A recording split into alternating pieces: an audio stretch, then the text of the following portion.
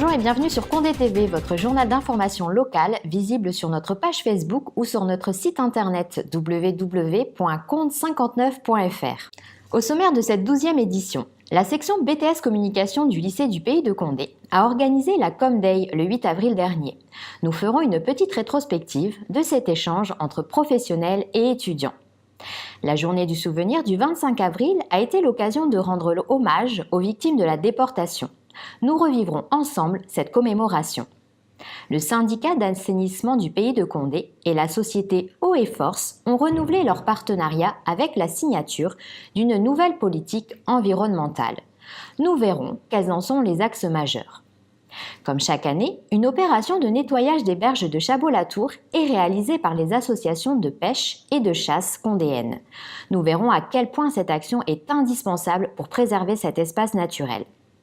Nous évoquerons également l'action du bus nomade qui s'est déroulée dans les quartiers du Coq et du hameau de Macou. Aujourd'hui, nous mettons à l'honneur l'association du club de modélisme, hélicoptère, bateau ou train. Nous ferons une halte dans le monde du modélisme radiocommandé. Enfin, nous terminerons ce journal en bonne compagnie, puisque nous recevrons Rosa, la gagnante de Génération Dessert, le concours de dessert amateur condéen. Les élèves de 2e année du BTS Communication du lycée du Pays de Condé ont organisé le lundi 8 avril une journée Com Day sur le thème du dialogue avec les professionnels. Les étudiants de 1e et de 2e année ont ainsi pu découvrir les différents métiers de la communication et échanger avec les différents partenaires pour les aiguiller au mieux dans leurs projets professionnels. Ainsi, un imprimeur, un journaliste, un infographiste ainsi que d'autres spécialistes sont intervenus sous l'œil attentif des futurs techniciens. Une conseillère en image de soi, spécialiste en coaching vestimentaire, est également intervenue.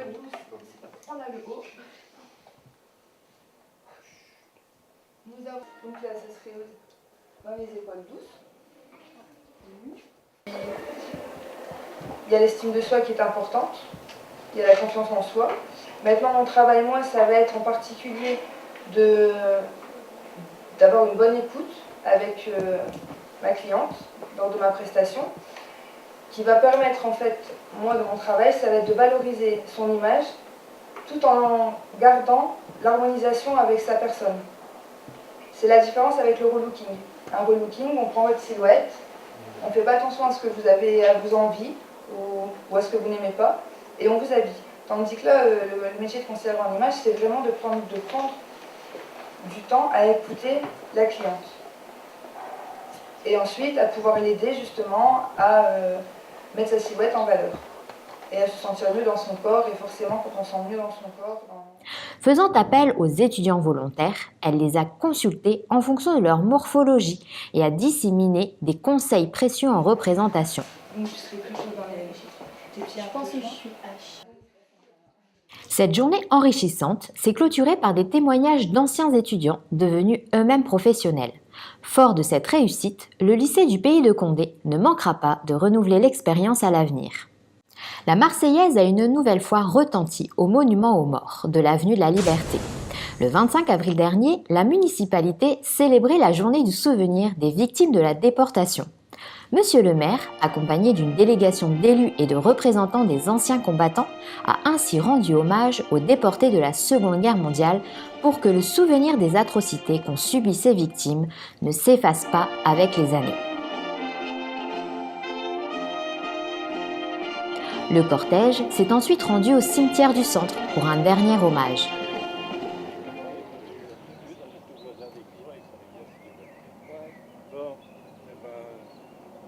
Le syndicat d'assainissement du Pays de Condé et la société Eau et Force ont renouvelé leur partenariat avec la signature d'une convention de la nouvelle politique environnementale le jeudi 28 mars dernier au Grand Salon de l'Hôtel de Ville. Écoutons tout de suite Madame Astrid Boniface, technicienne d'Eau et Force, qui nous explique en quoi consiste cette nouvelle charte. Nous sommes ici pour signer la nouvelle politique environnementale qui montre l'engagement en partenariat entre le SIARC et la société Eau et Force pour la préservation de l'environnement et la compatibilité du système d'assainissement et de son exploitation avec cet environnement. Alors cette politique environnementale se traduit au travers de 4 axes majeurs. Le premier qui est l'amélioration continue des performances de collecte et de traitement du système d'assainissement. Le second axe concerne la conformité aux exigences réglementaires et d'autant plus également la prise en compte et l'anticipation des évolutions de cette réglementation dans le domaine de l'eau. Pour le troisième axe, la société Eau et Force et le SIARC se sont orientés vers une implication de ces deux structures dans la gouvernance et l'ouverture également à l'ensemble des acteurs du domaine de l'eau pour pouvoir participer à chaque niveau dans la mise en œuvre des actions qui sont déclinées dans le plan de management environnemental. Et enfin, pour le quatrième et dernier axe, l'idée retenue était de développer et d'adapter les pratiques dans le domaine de l'eau, donc à savoir l'exploitation et les aménagements futurs du système d'assainissement de manière à les rendre compatibles et en cohérence avec les usages de l'eau observés sur le territoire du SIARC. Faisons maintenant un détour du côté de la base de loisirs. Comme chaque année, un nettoyage des berges de Chabot-la-Tour a été effectué par les associations des chasseurs de gibier d'eau et des francs pêcheurs condéens. Accompagnés des services techniques de la ville, les bénévoles des deux associations, armés de sacs poubelles et de gants, ont ramassé les nombreux détritus sur les rives du magnifique plan d'eau. La cuvée 2013 fut hélas très bonne. Des pneus, des bidons, des canettes métalliques et de nombreux emballages plastiques ont été collectés. Écoutons le témoignage des représentants de ces deux associations. Il est dommage qu'il y ait encore, malgré tout, un manque de civisme de beaucoup de personnes sur ces berges comme ça. Et préserver la nature ici me semble, dans le cadre où on se trouve, obligatoire. On ne comprend pas qu'on puisse polluer, qu'on puisse jeter délibérément quoi que ce soit sur ce site. Je ne sais pas si c'est ce que tu en penses, mais...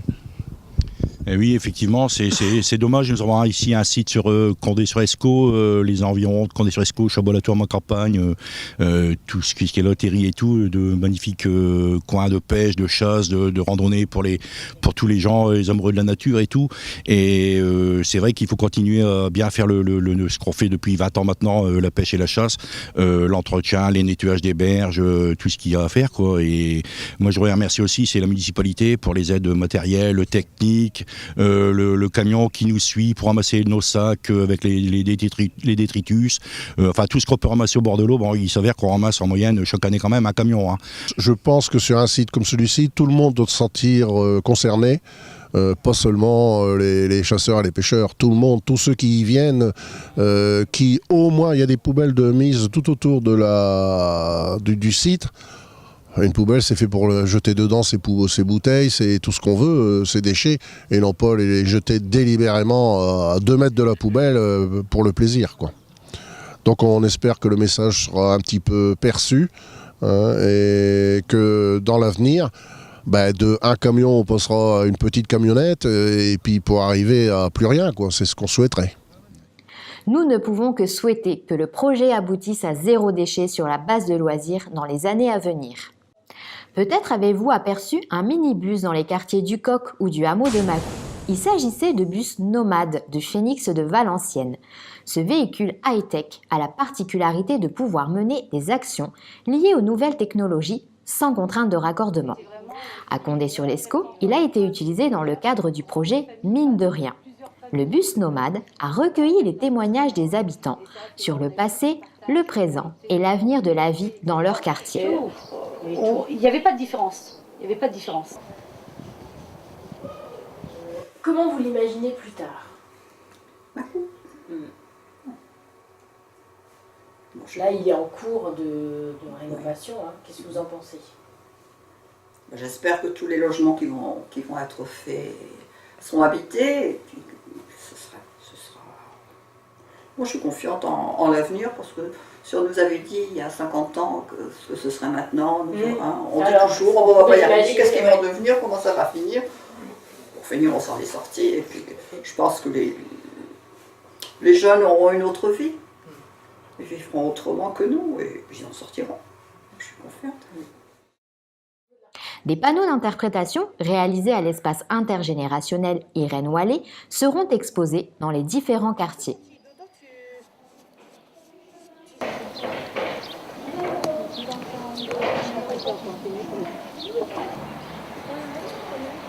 Non, ici ça se voit moins. Ouais, ça va être là.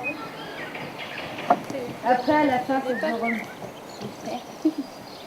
Ah ouais, bah après, faut faire les détails. C'est ça. Faisons maintenant la connaissance de l'association de modélisme condéenne. Créée en 1986, le club a pour but de faire connaître le monde du modélisme radiocommandé. Plusieurs spécialités y sont recensées. Tout d'abord, les véhicules volants. De nombreux engins y sont représentés comme des hélicoptères, des avions ou même des drones. Des séances de vol indoor sont organisées tous les samedis de 9h30 à 12h30 à la salle Henri Bois. Vous pouvez y rencontrer des spécialistes de tout type d'engins, prêts à vous accueillir et vous donner de bons conseils pour débuter.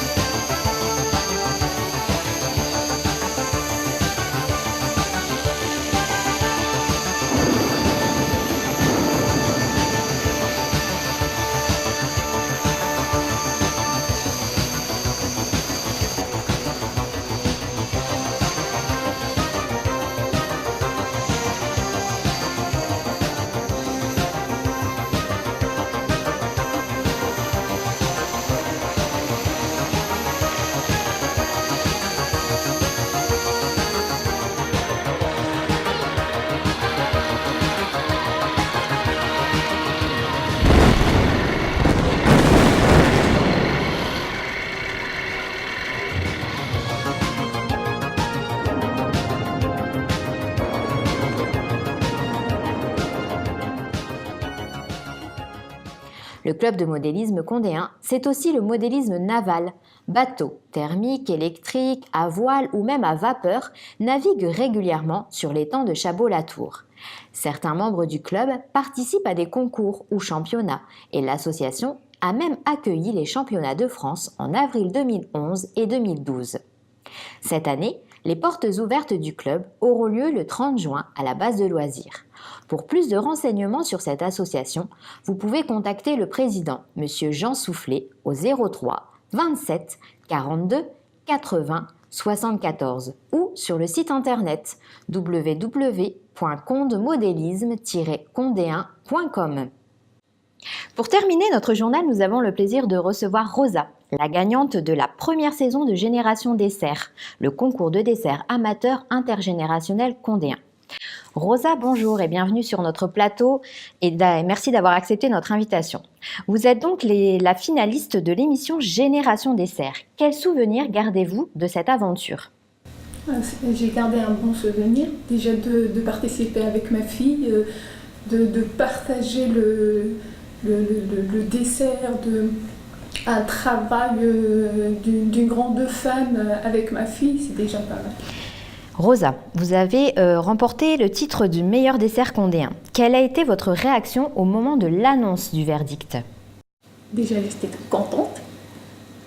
Et c'était une surprise parce que c'est un truc de énorme, parce que de gagner la finale, c'est déjà pas mal.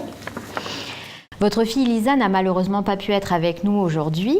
Qu'avez-vous appris sur votre fille pendant cette aventure?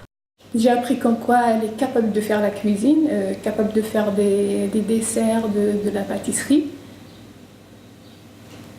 Dernière petite question, que feriez-vous si c'était à refaire? Je vais le refaire. Félicitations à vous pour votre parcours et merci d'avoir répondu présente aujourd'hui. Voilà qui clôture notre journal. Merci de votre attention et à très bientôt.